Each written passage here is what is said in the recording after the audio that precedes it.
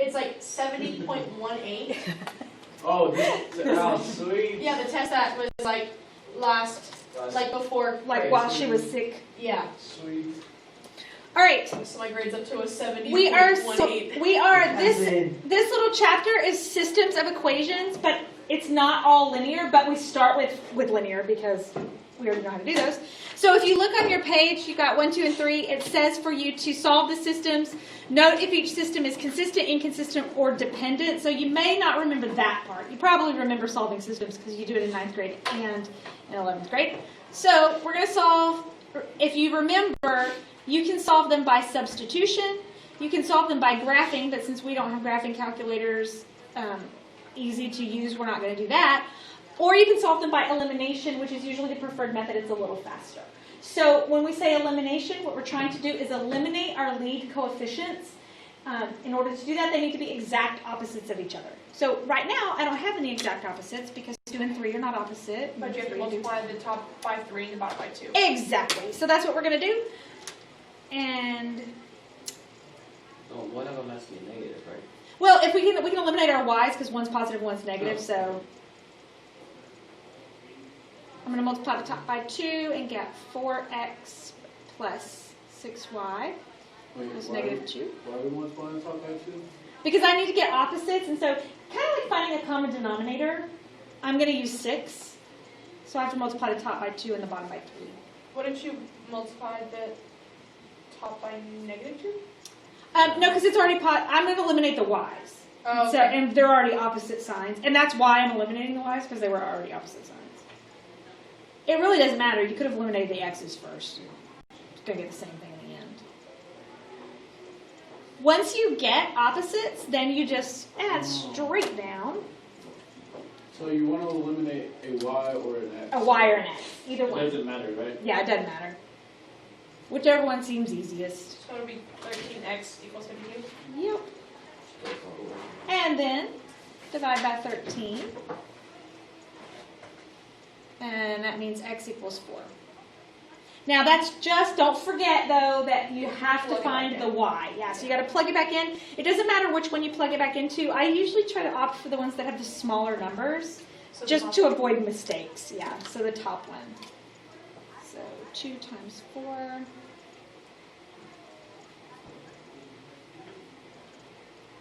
Okay. This is a bad.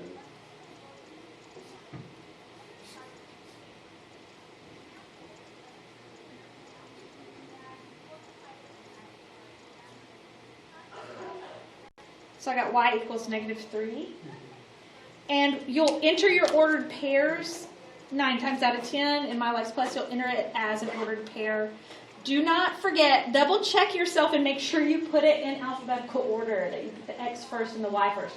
This time we happened to solve for x first, but you don't always. Sometimes you solve for y first, and so just double check yourself so you don't put them in backwards. So we're looking for an ordered pair? You are looking for an ordered pair. Now, quick reminder, what that means is if you get an ordered pair, that means that, let's say these are the 2 lines, that ordered pair describes the intersection point, which means this particular set has one solution. Sometimes they'll ask you that, how many solutions. It has one solution, and if a system has a solution, any solutions, now you'll see if I don't know what we do in the next time. We do not just lines, but we'll do like a parabola and a line. Think about that for a minute. If a parabola and a line cross each other, it has 2 solutions. So it can have 1 solution, it can have 2 solutions, or it can have infinitely many solutions. And that's what the constant inconsistent Yes. is, right? If it has any solution at all, it is considered consistent.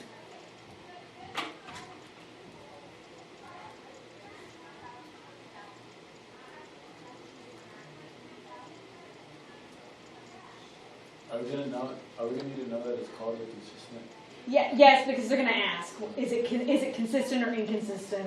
And so if it has a solution, it's consistent. All right, so then next one, I've got same thing. We want to create opposite coefficients. It doesn't matter if we eliminate x's or y's. Again, this one's equally easy to do either one. So let's see. times 2. Times 1 times 2, right? Yeah, so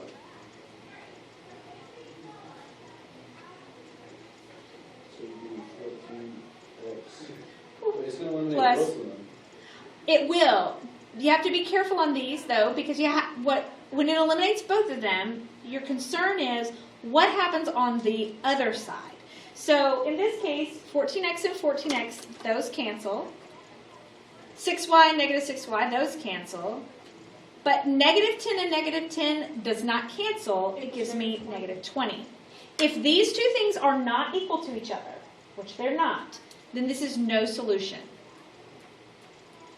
If it has no solution, it is inconsistent.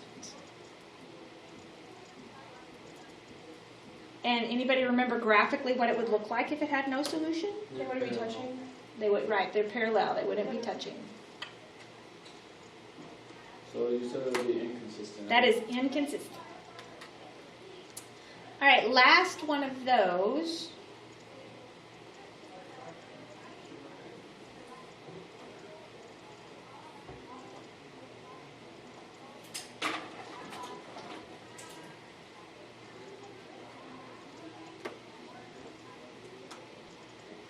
Same thing, doesn't really matter which one you want to eliminate. Multiply the bottom by 3. Yeah.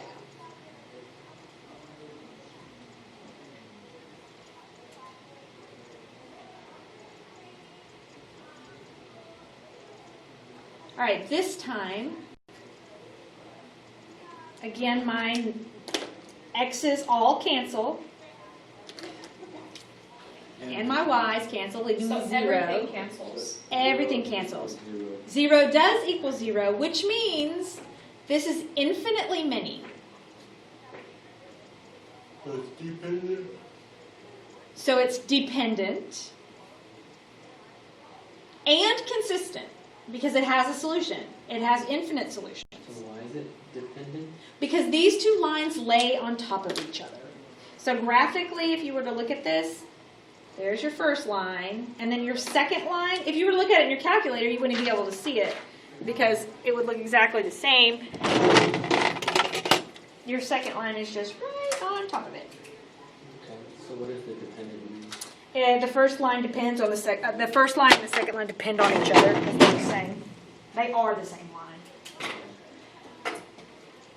So it's infinitely many, it's dependent, and it's consistent. If you see the word dependent, the only ones that are dependent are the ones that are infinitely many.